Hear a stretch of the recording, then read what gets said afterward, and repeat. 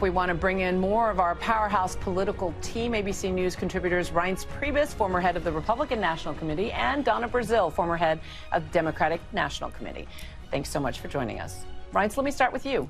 So, Reince, it was a big night for your former boss, but we're hearing from voters tonight in our exit polls that there are some weak spots. The large majority of Haley supporters are saying that they're not necessarily willing to support whoever becomes the Republican nominee. Can President Trump sway those independent voters? Yeah, look, it's still very early. I mean, the polling's early. People's emotions are high. I think a lot of those people are, quite frankly, a lot of Democrats and leaners one way or the other that are voting for Nikki Haley, and you can see that based on how these elections are taking place. And this is going to be an either-or election. It's either going to be Joe Biden or Donald Trump. And so it's all about, big picture, Biden's age, Trump's tactics. But then again, you've got immigration, you've got abortion, you've got where we are in the economy. All those things are going to work itself out. And this is going to be a very close election. It's going to come down to 4 or 5 states, and a very tiny amount of people in those 4 or 5 states will end up deciding the next president of the United States.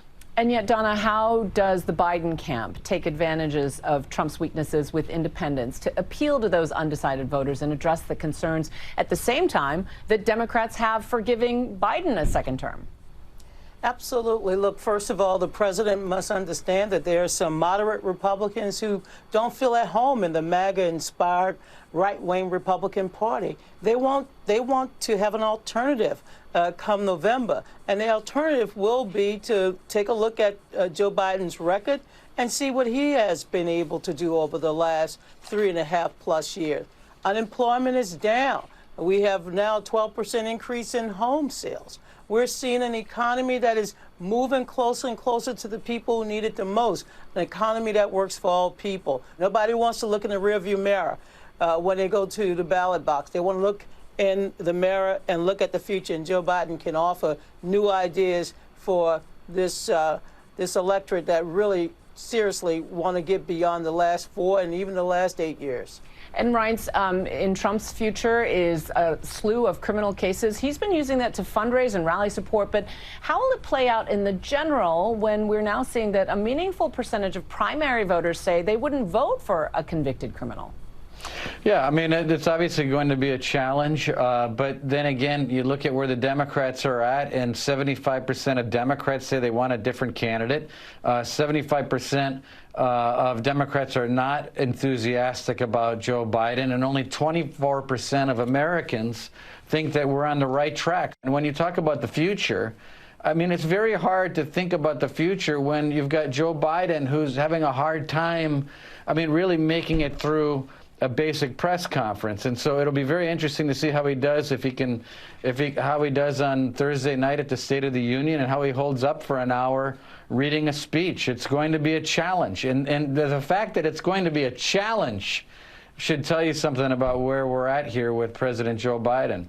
Donna, Reince the Republicans criticized Joe Biden 4 years ago and kept saying he's in his basement. Nobody can find him. And that's why he whipped the Republicans in 2020. So you can laugh and make fun. You can make fun.